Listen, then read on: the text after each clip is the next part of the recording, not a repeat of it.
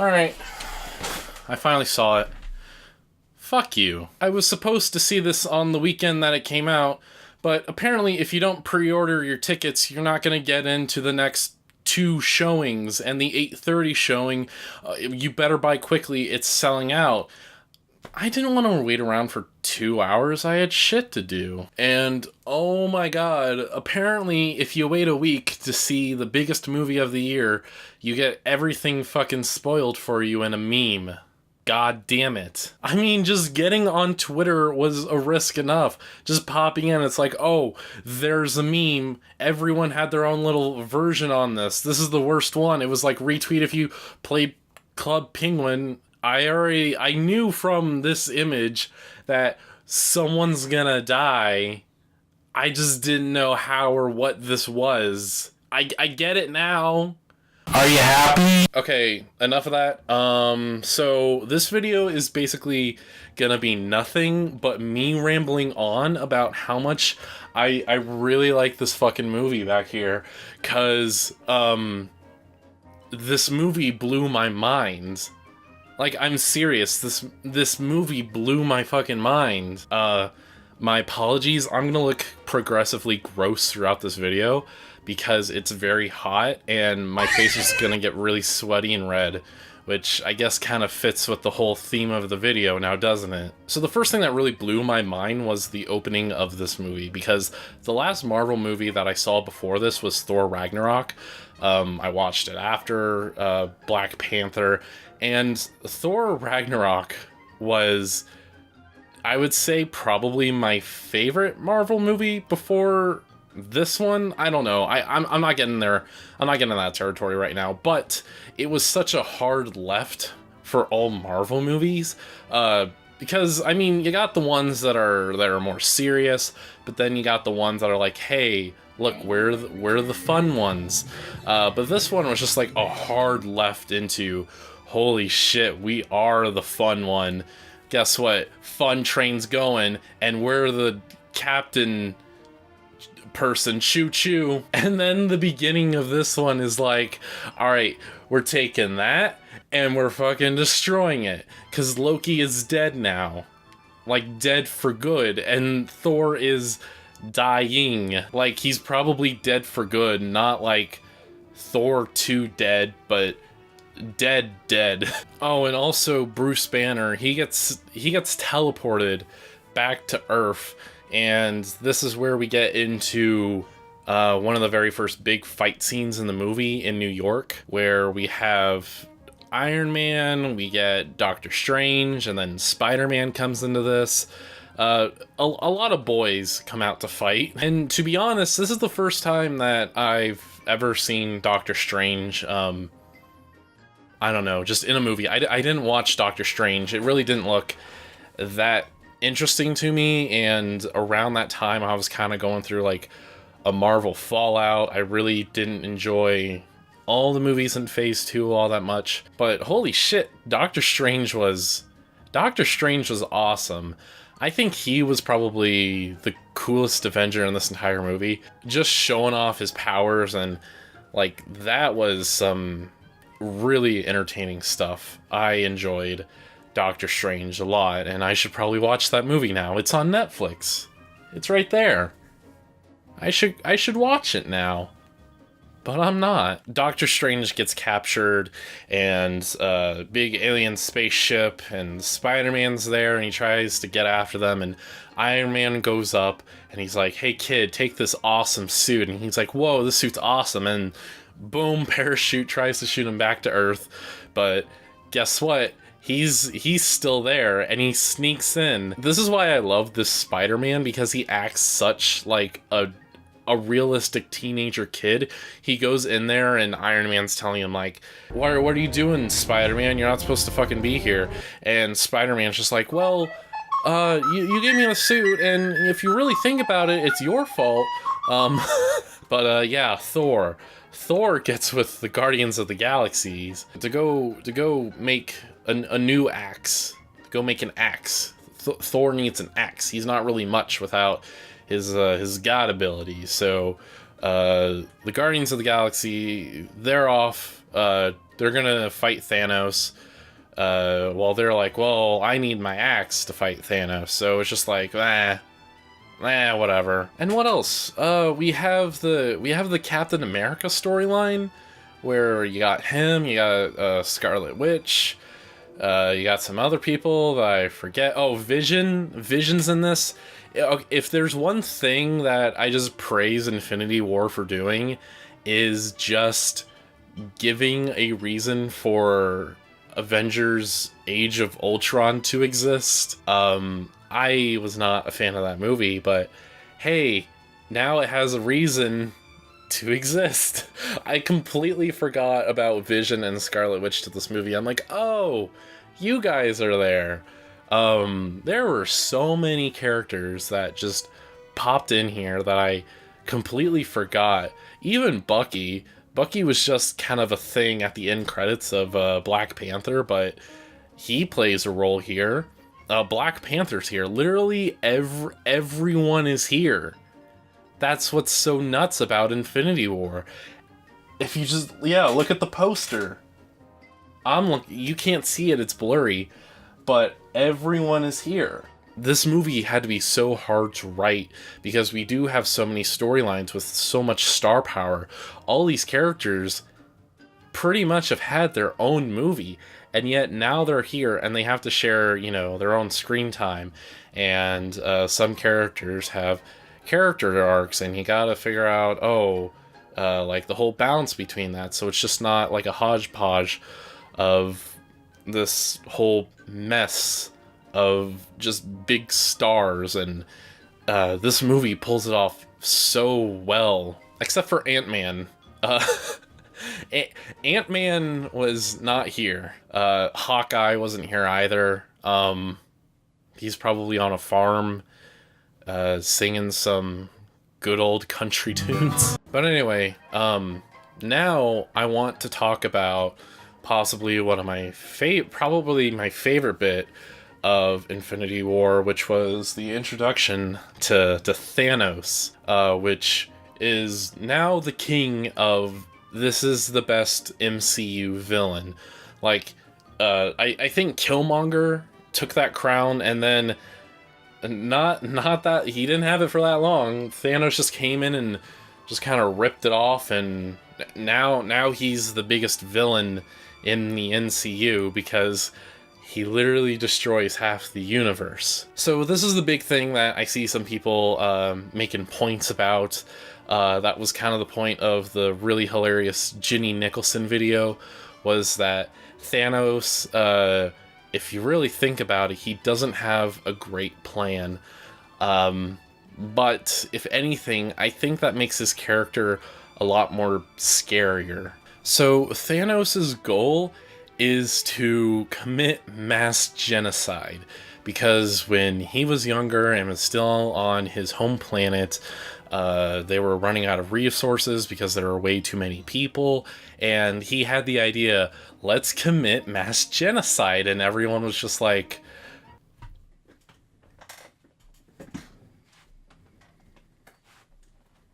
the biggest points that people are making against this, the big plot hole, is that why doesn't Thanos, who has a ton of powers, why doesn't he just give resources to people?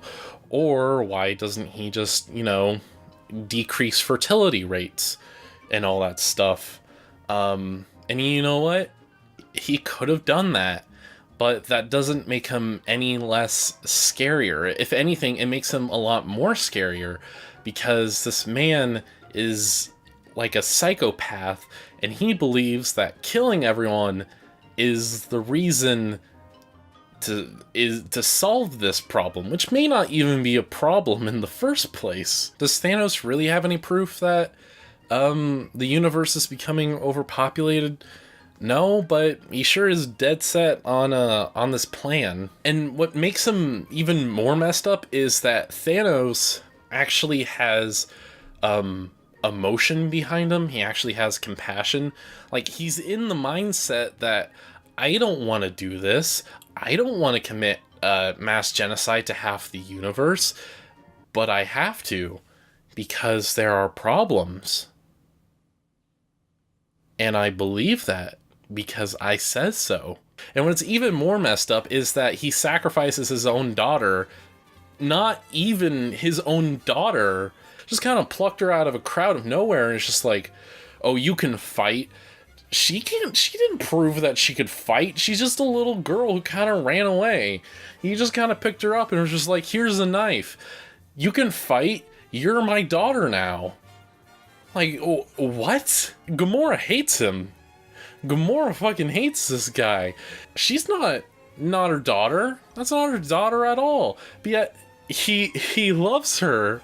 He loves her so much that he sacrifices her to get the Infinity Stone, and to get that, well, to get whatever stone that was, and to get that stone, you need to sacrifice a loved one, and it's like, oh my god. I mean, if you really want to make comparisons, the goals of ISIS really don't make any sense and can seem crazy to people, but that doesn't make them any less scary. I just compared Thanos to ISIS. Holy shit, what am I doing? And it doesn't help Thanos becomes the most powerful thing in the universe. He gets all the Infinity Stones. Obviously sacrifices Gamora. He beats the Avengers. And probably the biggest reaction I got of the movie, the biggest oh shit moment, was when Scarlet Witch had to kill Vision. Like, it was this big moment of just, I don't want to kill you, but I have to make this sacrifice to save the universe. Like, sacrifice was a very big theme in this movie, and it's just like, oh my god, he beat everyone, but hey, at least Scarlet Witch saved the universe, right? Nope. Thanos basically pulls a Funny Games, like, reverses time, reverses the movie, and just is just like, hey, Vision, yoink, give me that stone, and bam, I now am the most powerful thing in the universe. I am such a goddamn nerd right now, but that just freaked me out. All of that just to be like, reverse, yoink, boom.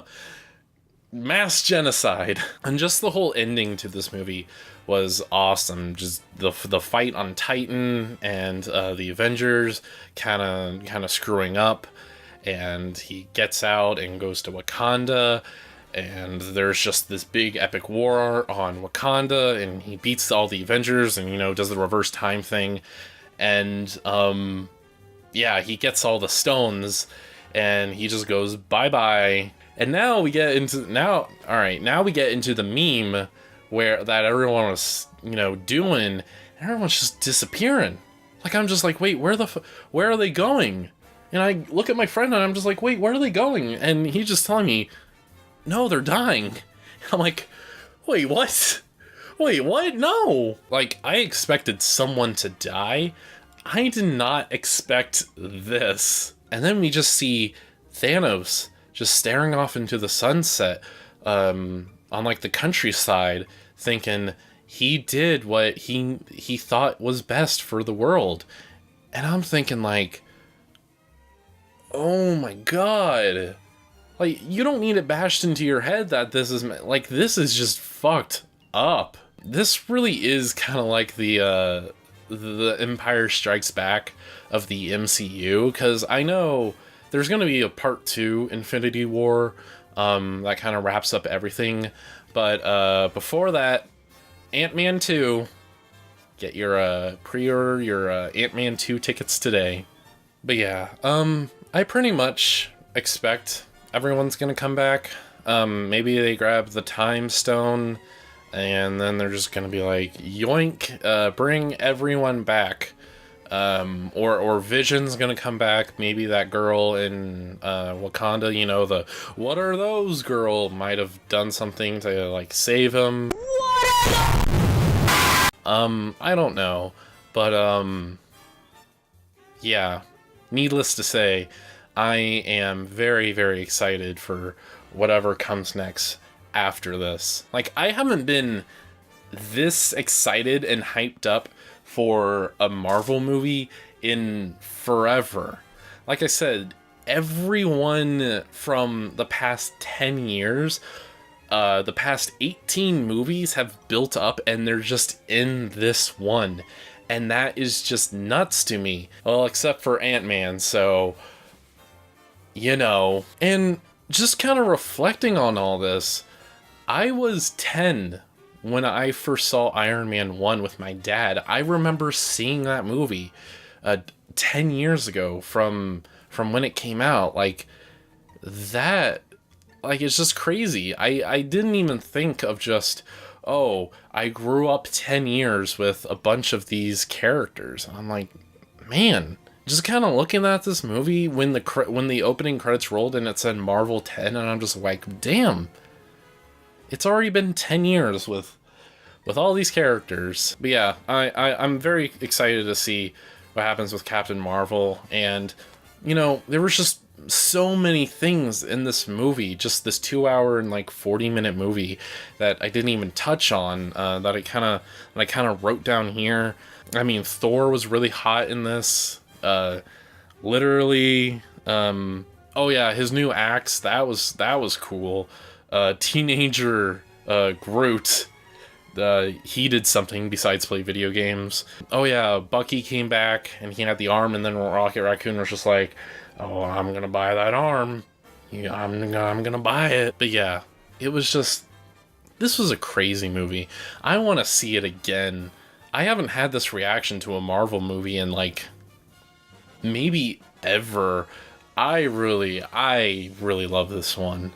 But yeah, that's just pretty much my rambling thoughts on Infinity War. I know this video was a lot more loose, and I really didn't, I don't know.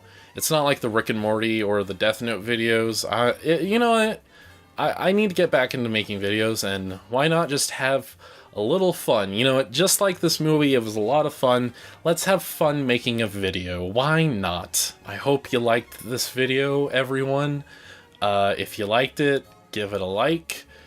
Subscribe if you want to, and I'm losing my voice. So, hey, as always, I want to thank my Patreons. They are the ones that make this video possible. My apologies for lacking on that platform. I will definitely give you an update on what's been going on. So I want to give a big thank you to Gabriel Bishop, Ben, Rachel, Nick Spheres, Ruby, my apologies, Casper Toggerson, Grandpa Glasses, Jobert, Magnus Prophecy, Kobe Beef, Caitlin Rep, Cynical Cyper, Cider, Cypher, whatever, and Paige Sadek. Thank you very much, everyone. If you want to support me on Patreon, you can do that right here, and you can get a bunch of extras, and you can get videos early. Woo! I don't know what that voice was. Thanks for watching.